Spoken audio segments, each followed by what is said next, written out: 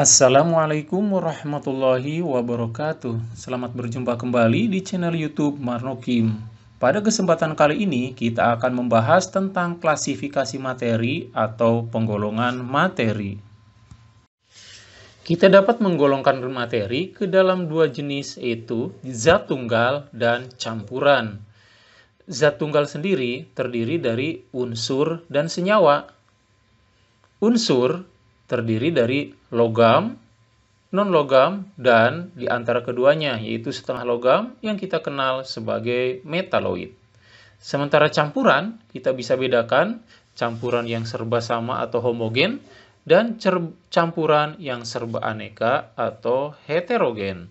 Untuk campuran heterogen sendiri, kita bisa membedakannya dalam bentuk koloid, dan juga ada yang berbentuk suspensi. Sekarang kita akan bahas zat tunggal.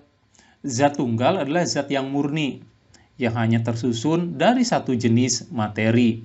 Yang termasuk zat tunggal, yaitu unsur dan senyawa, kita bisa membedakannya bahwa unsur adalah zat tunggal yang tidak dapat diuraikan lagi menjadi zat yang lebih sederhana melalui reaksi kimia biasa. Sedangkan senyawa, zat yang terbentuk dari dua atau lebih unsur yang saling terikat secara kimia dan memiliki komposisi yang tepat. Unsur dan senyawa sama-sama zat tunggal, tetapi unsur dan senyawa berbeda. Perbedaan yang jelas adalah berdasarkan partikel yang menyusun unsur dan partikel yang menyusun senyawa. Unsur disusun oleh partikel-partikel yang disebut dengan atom, sedangkan senyawa disusun oleh partikel-partikel yang disebut dengan molekul. Apa perbedaan atom dan molekul? Kita bisa lihat pada gambar yang ditayangkan pada slide pada bagian bawah ini. Atom terdiri dari butiran-butiran tunggal, sedangkan molekul terdiri dari gabungan-gabungan atom. Butiran tunggal penyusun unsur, butiran gabungan atom yang disebut molekul penyusun senyawa. Sebagai contoh, unsur contohnya adalah arang atau karbon, belerang, besi, tembaga, oksigen, hidrogen, itu semuanya unsur yang penyusunnya adalah atom-atom. Sedangkan senyawa contohnya adalah gula, air, cuka, urea, karbohidrat, protein, dan lain-lain. Perbandingan antara atom-atom yang menyusun suatu molekul sebagai partikel senyawa, jumlahnya adalah tetap. Perbandingan itu dinyatakan sebagai rumus molekul. Jadi rumus molekul itu adalah rumus yang sesungguhnya yang menunjukkan perbandingan atom-atom dalam suatu molekul senyawa. Sedangkan rumus empiris adalah rumus molekul yang disederhanakan, sehingga rumus empiris tidak menunjukkan jumlah yang sebenarnya, tetapi rumus empiris menunjukkan jumlah paling sederhana atom-atom dalam suatu molekul sebagai penyusun senyawa. Sekarang mari kita pahami perbedaan rumus molekul dan rumus empiris. Sebagai contoh, pada slide ditayangkan rumus C4H10. Ini merupakan rumus molekul dari senyawa butana. Kalau kita hitung perbandingannya antara atom C dan atom H dalam molekul C4H10, C berbanding H adalah 4 berbanding 10. Melihat angka indeks ini, jadi angka 4 dan angka 10 disebutnya sebagai angka indeks, maka angka indeksnya kita bisa sederhanakan dengan membagi dengan angka 2 atau dikenal dengan N sama dengan 2, sehingga rumus empirisnya 4 dibagi 2 yaitu 2, dan 10 dibagi 2 yaitu 5. Sehingga rumus empiris dari butana adalah C2H5. Kesimpulannya, butana memiliki rumus molekul C4H10 dan rumus empiris C2H5.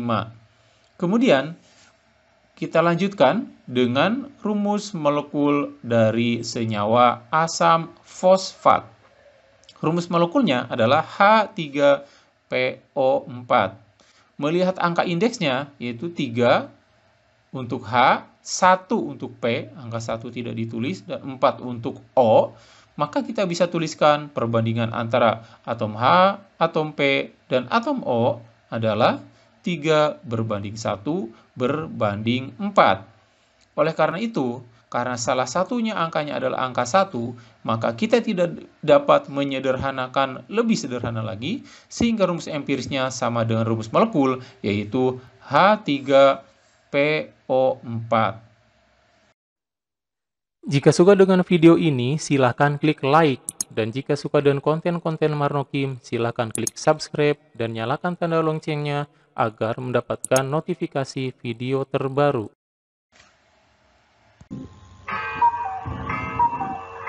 Kita bisa membedakan dengan mudah antara sirup dan kopi. Sirup adalah campuran antara air, gula, pewarna, dan aroma. Sedangkan kopi adalah campuran air, gula, dan serbuk kopi.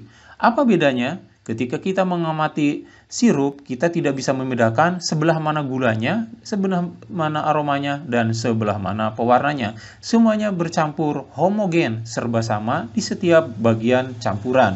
Ketika kita melihat larutan kopi, maka kita bisa membedakan bahwa serbuk kopinya di bawah dan campuran antara larutan kopi dan airnya pada bagian atas.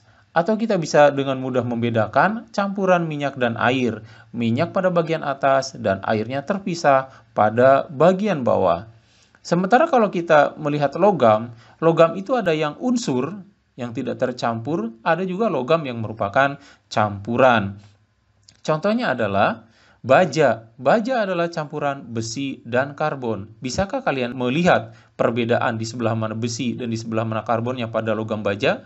Tentu tidak. Demikian juga emas yang 23 karat merupakan campuran antara emas dan perak. Karena emas yang murni adalah emas 24 karat. Tetapi kalian tidak bisa membedakan emas 23 karat atau 18 karat pada bagian mana emasnya dan pada bagian mana peraknya karena sudah tercampur secara homogen. Logam campuran yang lain yang bisa kita lihat adalah kuningan dan perunggu. Perbedaan senyawa dan campuran. Ada 4 yang membedakan antara senyawa dan campuran. Senyawa terbentuk melalui reaksi kimia, sedangkan campuran terbentuk tanpa reaksi kimia. Contohnya apa? Contohnya, ketika mau membuat air, kita bisa menggunakan campuran hidrogen dan oksigen, tetapi harus direaksikan secara kimia. Sedangkan untuk membuat campuran, misalkan serbuk gula dan serbuk kopi, tanpa reaksi kimia kita campur begitu saja, maka terbentuk campuran. Yang kedua, perbandingan partikel-partikel penyusun senyawa adalah tetap, sedangkan komponen penyusun campuran adalah tidak tetap, tergantung dan terserah keinginan kita. Contoh, pada air, maka perbandingan antara hidrogen dan oksigennya adalah 2:1 dan selalu begitu. Sedangkan pada campuran tidak ada ketentuan perbandingan berapa dibanding berapa. Kemudian komponen-komponen senyawa kehilangan sifat semulanya, sedangkan komponen-komponen campuran tetap memiliki sifat masing-masing. Contoh, air merupakan senyawa yang disusun dari hidrogen dan oksigen, tetapi sifat air tidak sama dengan sifat hidrogen dan sifat air tidak sama dengan sifat oksigen. Sebagai perumpamaan, kita bisa bernapas menggunakan oksigen, tetapi setelah oksigen menjadi air, kita tidak bisa bernapas dengan air. Komponen pada campuran masih memiliki sifat asalnya. Contoh, kalau kita mencampurkan serbuk gula dan serbuk kopi, serbuk gula yang ketika sebelum dicampur rasanya manis, maka setelah dicampur rasa serbuk gula tetap manis.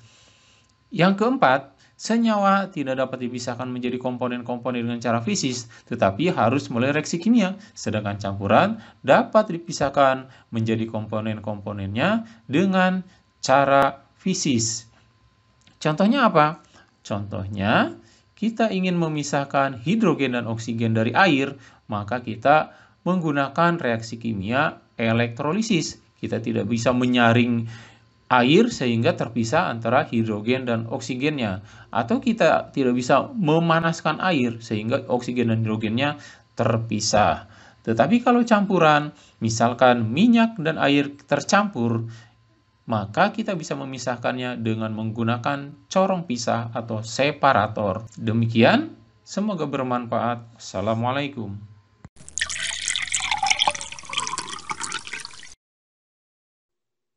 Terima kasih sudah menonton. Jangan lupa share agar orang lain dapat manfaat dari video ini.